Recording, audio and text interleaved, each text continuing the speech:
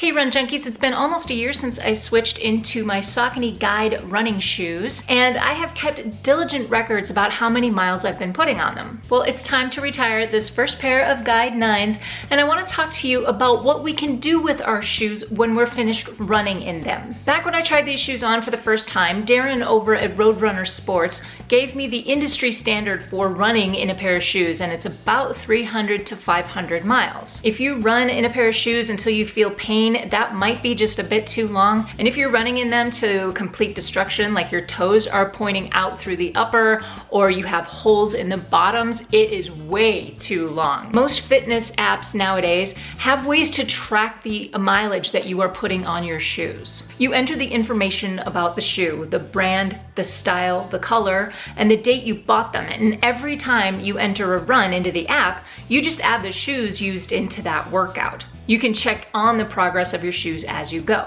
For example, these Guide 9s were in rotation with 2 other pairs of shoes, which is why I didn't have to retire them for 9 months. However, these shoes have 300 miles on them. In the last few runs that I did in these shoes, they started to feel a little degraded compared to the newer shoe that I bought. It's the same exact style, but the newer shoe just felt like it was supporting me better. So I looked at these shoes and said, you know, it might be time to retire them. So what am I gonna do with these shoes if I'm no longer running in them? Well, running is a high impact activity. So I am using these shoes for my recovery walks when I'm walking my son to and from school, or if I'm walking around the neighborhood. These are still a perfectly fine shoe for that, but I don't feel they are appropriate anymore for running. So now they are enjoying an active retirement, and I will probably put another 100 miles on these shoes as a walking shoe, and I will record that in my apps as well. After another 100 miles or so, I will take those out of circulation completely. Now, as an example of shoes I've been using on my walks are these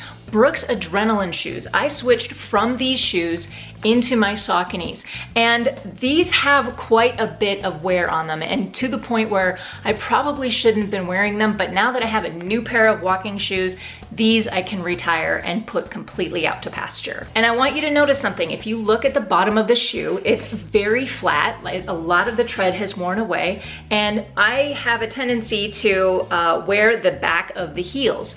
Now, not only that, but the medial post, which is what supports your arch, is also starting to break down a little bit. This shoe is no longer giving me what I need for a runner or a walking shoe. So it's time. Sorry guys.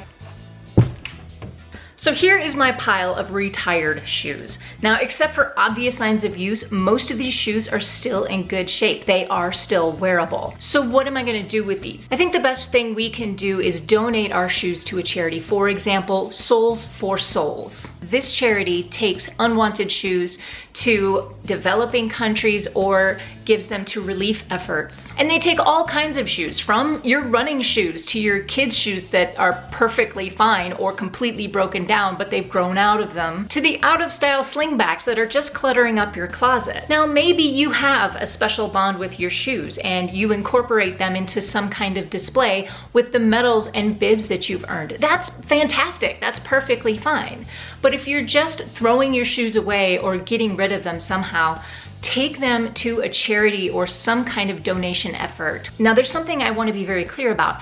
When we donate our shoes, we are not donating our shoes to another runner so they can train for their marathon in. That's not the point. Just like you wouldn't come to my garage sale and buy my old pair of shoes and start your marathon training in it. No, that is not what this is about. This is about giving to people who need shoes, who can't get shoes or clothes. For more information about Soles for Souls, please check the link in the description below. Whatever you do though, start by tracking the wear and tear you're putting on your shoes and track that mileage. Now, if I had just had this one pair of shoes in rotation, I would have worn these to 300 miles and I would have been done with them in about 3.5 months. Tracking the mileage on your shoes takes the guesswork out of how long have I been running, when do I need to replace. If you use that 300 to 500 standard, it's a great place to start. But tracking it just takes all the guesswork out of when to replace your shoes. Whether you have one pair of running shoes or 5,